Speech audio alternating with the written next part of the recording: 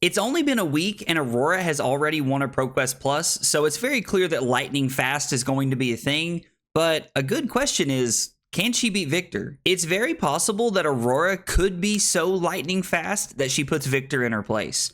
With cards like Channel Lightning Valley and Snatch, you have the ability to keep your hand fueled, and with a late game combo of Arc Lightning and Flicker Wisp, you can throw so much arcane damage that Victor probably can't block at all. Let's not count Victor out just yet though. With powerful cards like Chokeslam and Spinal Crush, Aurora still has an uphill battle, and with cards like Trounce and Test of Strength, Victor always blocks well and keeps cards in his hand to play out the longer turns when he needs to. Thanks for stopping by, guys. I hope you enjoy the match. Okay, we're playing against Victor, and we are going second. Our opponent chose to go first here.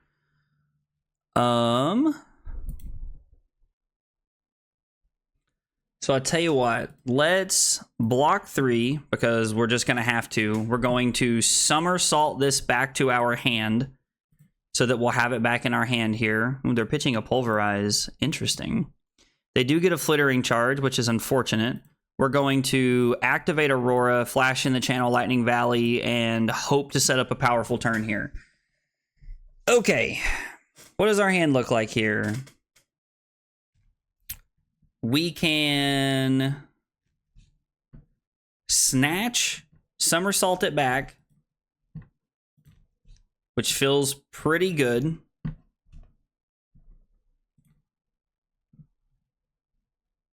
That's unfortunate. And we have an Arc Lightning. We're going to somersault this back to our hand. Them having the disable is a little unfortunate for us. We cannot activate Grasp, unfortunately. I need to throw Starfall, activate Aurora, throw Shockwave, throw Snatch, then throw Shockwave. So we're going to try and threaten as many things as we can here.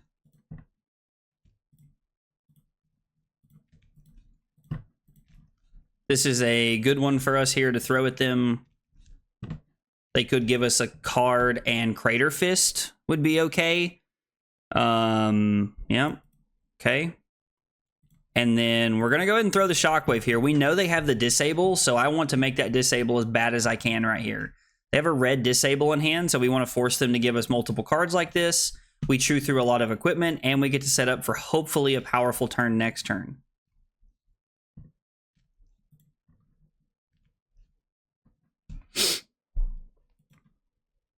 I'm trying to think of what our hand looks like here. Feels a little awkward, to be honest.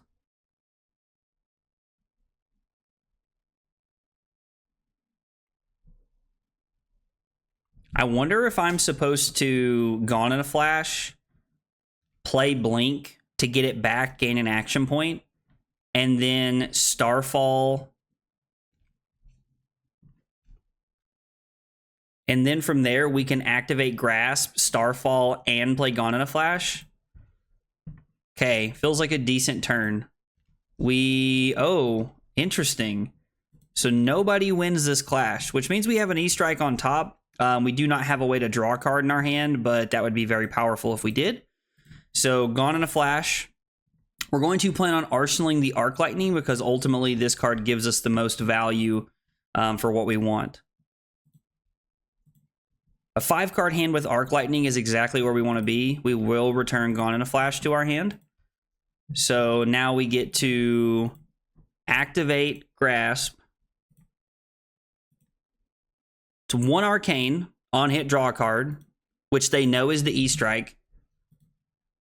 All right, we're chewing through that equipment very fast, which is exactly what we want to be doing.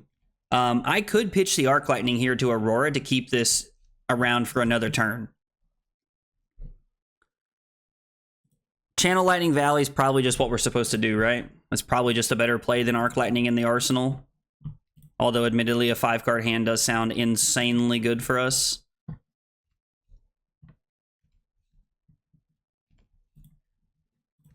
We're gonna take 4 one more time here.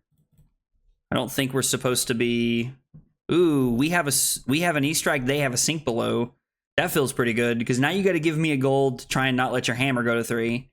Which, they probably win the reclash. Yep, they sure do. But that's okay. That's okay. them winning the reclash, like them having to spend that gold there is a massive W for us. So I think we're supposed to lead on lightning form here, as weird as that sounds. I know that sounds really weird, but I think that's where we're at. We can go lightning form, activate Aurora, E-Strike, draw a card.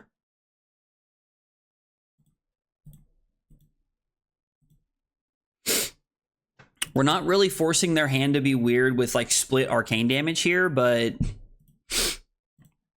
we are getting a lot of value out of just continuing to take the cards out of their hand. We could throw 7 here if we wanted to. 7 might just be better than draw a card. I like draw a card, to be honest.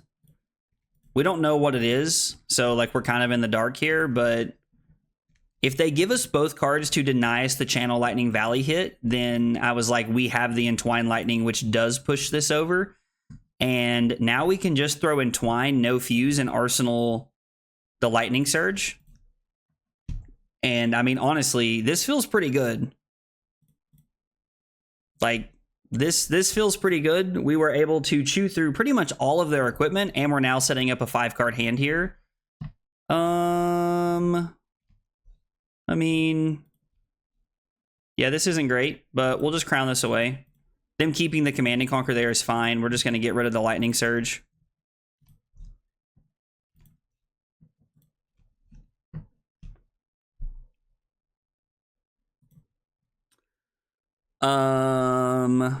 Electrostatic Discharge, Static Shock, Lightning Press It, pitch Arc Lightning to activate Aurora, Arsenal, Sigil of Suffering.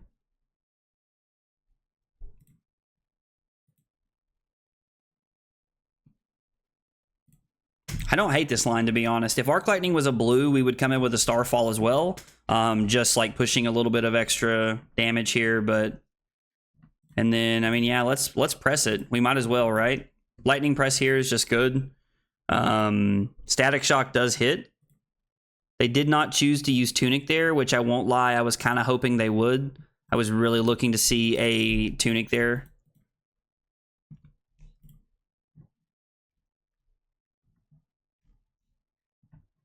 Because it means now... Oh, what are they using Tunic for? See, this is great, because now we get to block 4, take 2, and deal a damage to them, and our hand is really good. Like, this is exactly what we want Sigil of Suffering for. We're both going to be at 25, and we have a 4-card hand. Okay, so we can't fuse Entwine Lightning if we wait and set this up like this. 7 and 4 is the same thing, right? 7 and 4 is the same thing. It just depends on how my opponent feels about blocking. It forces them to make a little bit more of an interesting decision. So we'll just lead on 4, because technically I would like to be able to do it all here if I can. So we would have just forced one more card out of their hand. Man, we almost won that clash. We're getting close on some of these clash wins here. We're going to go Entwine Lightning, Fuse here for 4 go again. And then I'm going to play Discharge and throw Static Shock for 7.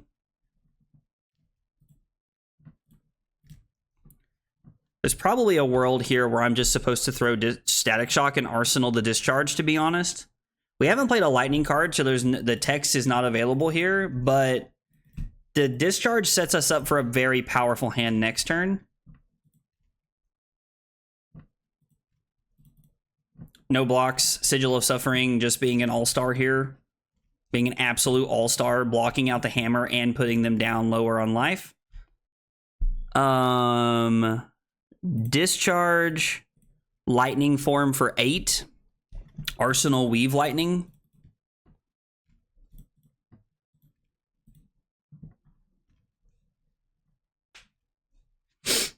I mean, this hand seems fine. I could block with the current funnel.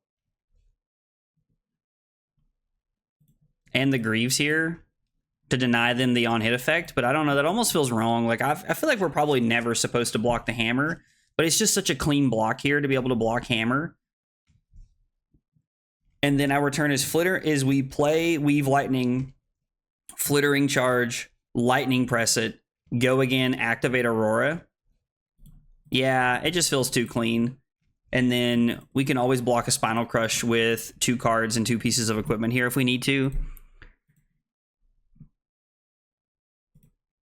We actually get to do this ahead of time, which is great because it means I can arsenal the Lightning Press and save it for a non-hit effect like a Snatch, a Static Shock. We have multiple options here of things that we could save it for. Lightning Form would also be a good one. They block this out. We throw the Flittering Charge. How many Command and Conquers is that? All of them? Okay. I am super surprised to see them blocking like that, so we'll take that, to be honest. Tunic could give them a lot of possibilities here if they win this trounce. They immediately show a Sink Below. And then they win with a Thunk. Okay. So they have a blue Disable in hand, and they have the extra Might. Guess it depends on what they throw at us, right?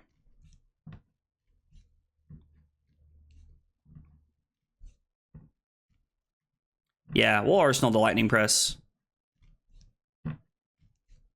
Oh man, that is so good for us. Never mind, this is phenomenal. Arsenaling the Lightning Press feels so much better here. Pitch Weave Lightning to play Gone in a Flash. No, hang on. Let's think about this for a second.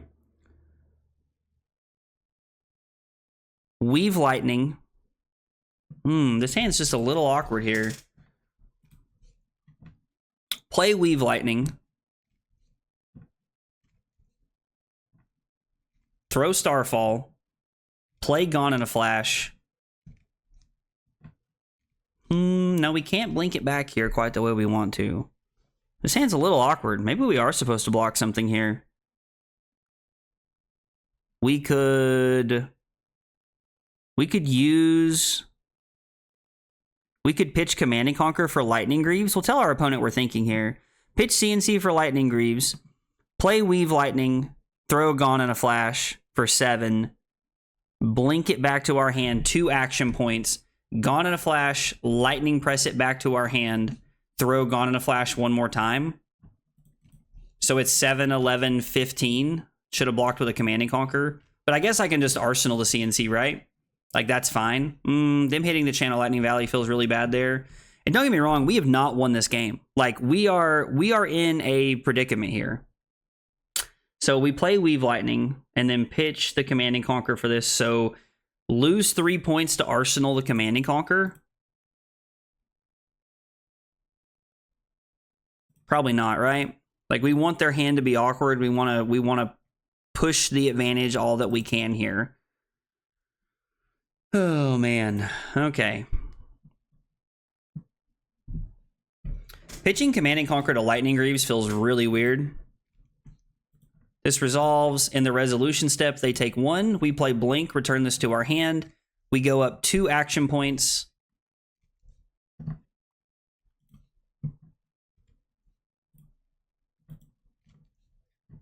And then it's 4. Kind of waste a Lightning Press here to return this to our hand. And then throw this one more time. I mean, so it ended up being 7, 11, 15 off of 5 cards. Which is not great, to be honest. That feels pretty bad. I kind of just want to pitch the Lightning Surge to play Lightning Form and then press it. And then arsenal the E-Strike. Because having the E-Strike in Arsenal when we know we have a... they have a test on top. So they'd have to crack their gold to reclash here. And they have a Disable, which means they have a Disable and some unknown cards in hand. Arsenal this. This hand's pretty solid. Channel Lightning Valley. We can block with Gone in a Flash here.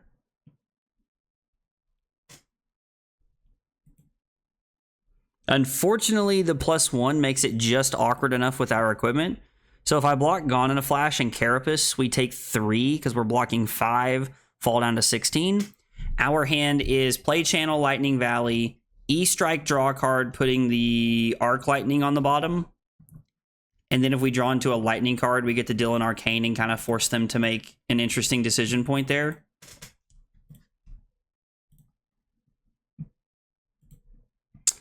We could also just go 5 draw a card, putting the Arc Lightning on the bottom, and then throw the Shockwave. And because if we don't draw a Lightning card, we're in a really awkward spot.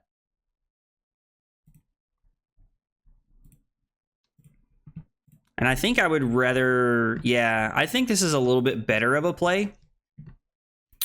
Trounce feels bad. They do have to reclash here if they want. And they reveal a Respite. Wow. And we actually tied them on the second one, so it didn't even matter. So now they're just down cards. Well, I guess they just block 3, like, is how we have to view that right there. We could have flashed in the channel there, I guess. Would have been okay. I think I would rather come in for 7 and 1 Arcane here and arsenal the Channel Lightning Valley. Because even if they know we have it, we're still in a situation where it doesn't really matter. We can just flash it in even if they throw like a Disable. We know there's 0 Command and Conquers left in their deck, but even if they did throw a Command and Conquer at us, it'd still be okay. And we will arsenal the Channel Lightning Valley. Gold main estate generates a gold, and they swing Le Hammer. Ooh, they draw a card. Please have no resources floating. God, this is a thing of beauty. This feels so good. So we're going to flash in Channel Lightning Valley. I'm going to say no blocks, play the Sigil of Suffering. We're going to draw a card because they can't prevent it, which feels insanely powerful. Now we're going to flash in the Sigil because we need the embodiment here. We make this embodiment of lightning. We get to go Snatch for 4, go again. They give us Chokeslam and a card. And then we get to just throw Command and Conquer here. I think that's probably just the best thing we can do right here, because Command and Conquer forces cards, and we get to keep the Channel Lightning Valley around for another turn. They're probably just going to throw Hammer at us here. They're going to do nothing.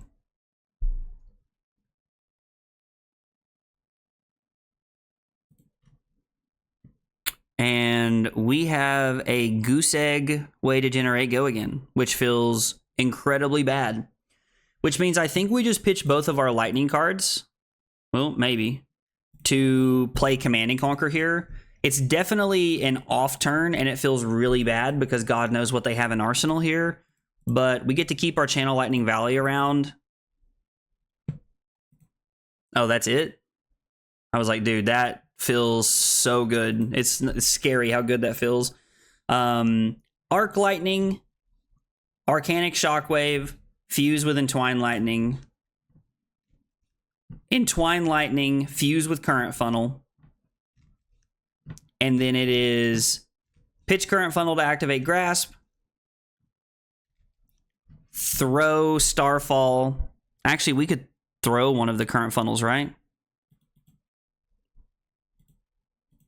This lines up very well for us. Yeah, this works out very well. So Starfall has go again, checks itself, trigger an arcane damage here. Now we can throw Current Funnel because the last action we played was Lightning, which will be 2 go again.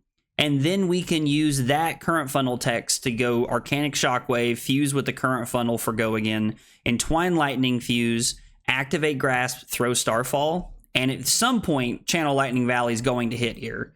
So this is a very good turn for us here. Took me a second to kind of put it together. I had to stop and think for just a moment, but we did end up putting it together. The Arc Lightning deals a damage to them. And then it's Arcanic Shockwave, fuse with Current Funnel for 4 go again. It's 1 Arcane and 4 physical. They do decide, no, they have the Sink Below here. Okay, so the Sink Below is looking really clean for them. Resolution Step and Arcane damage. They take that and let us draw into an Electrify. So now this is fuse with Current Funnel for 4 go again. They fall down to 9. They take an arcane damage here. We get to activate Grasp. which deals an arcane damage. And then we get to throw Starfall here. Puts them to 6, puts them to 4, and then the Arc Lightning puts them to 3. And we can now arsenal our Electrify. So Arc Lightning. Pitching these Arc Lightnings worked out very well for us here, as we're able to just have a lot of arcane damage second cycle. And I think we can lead here on the Electrify. I think just drawing into an extra card feels really good. Wait, does that... Sorry. So if I play that... Actually, that would take away the Go Again here. So I should go Static Shock for Go Again. Would be better here, because I played a Lightning card and this gets Go Again from the Arc Lightning. So that was just a mistake on my part. Just a small blunder there. Just another sink. Yep, I was like, you put 2 on the bottom from clashes, so I assume that these are coming back up now. Go Again. Deals an Arcane. And then we have, now we're going to play the Electrify, because it has Go Again and we get to draw into a Weave Lightning. We are going to activate to deal damage to them. They block it out. We can Weave Lightning for an arcane damage. Lightning Surge for an arcane damage. I think we need to throw the Starfall here. Starfall does not have to be blocked. They do have Tunic for the arcane damage here. Oh, use Tunic. Use Tunic.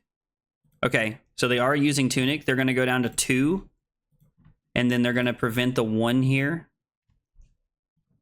And then Weave Lightning is an arcane damage. If they take the arcane down to 1, this is for 7. And unless they have the last sink below, they can't block it, and we get them exactly. All right, so it took a long time, and we had to really chew through that armor early, but we were able to close it out with Aurora. This game started in a very positive way for me, as I was able to put Channel Lightning Valley into play on turn 0, which is probably just the best thing you can do on turn 0 if you're not going first. Now, looking at our hand, our opponent did block everything out and they denied us the Channel Lightning Valley draw, but we were able to keep it around with the current funnel and get 2 pieces of equipment from them.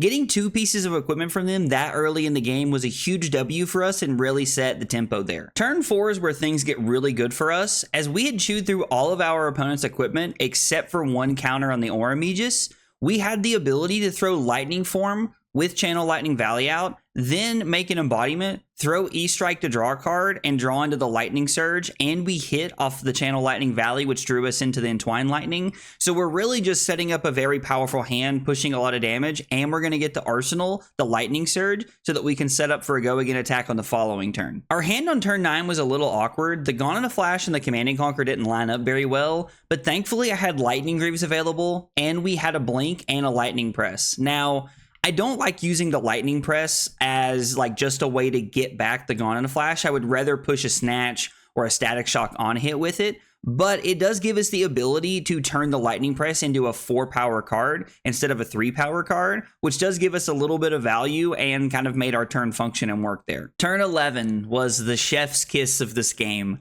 Being able to play Channel Lightning Valley at instant speed, then play Sigil of Suffering, knowing that your opponent cannot stop the arcane damage. Being able to block 4 and draw a card, which incidentally worked out because we were actually able to block the Crush effect from the Chokeslam there. So it was really a 2-for-1 value, and it really, like, it's just a sweet play. And even if it doesn't always win us the game, I'm always going to point it out because it's so much fun to do. Even though I won this game, I don't think this is necessarily an accurate representation of how this matchup goes. I think our opponent made a couple of suboptimal decisions throughout the game. And also, whenever I'm playing Victor, I do have a very positive win rate into Aurora, so take that for what it's worth, but it is good to know that Aurora can get there. The tools are at your disposal, and we may have an aggro deck that has a better matchup into Victor than we originally thought. Guys, if you see anything you think I missed, let me know in the comments down below. I'd love to hear about it. If you enjoyed the video, be sure to like and subscribe for more content. Thanks for watching, and I'll see you next time. Take it easy, guys.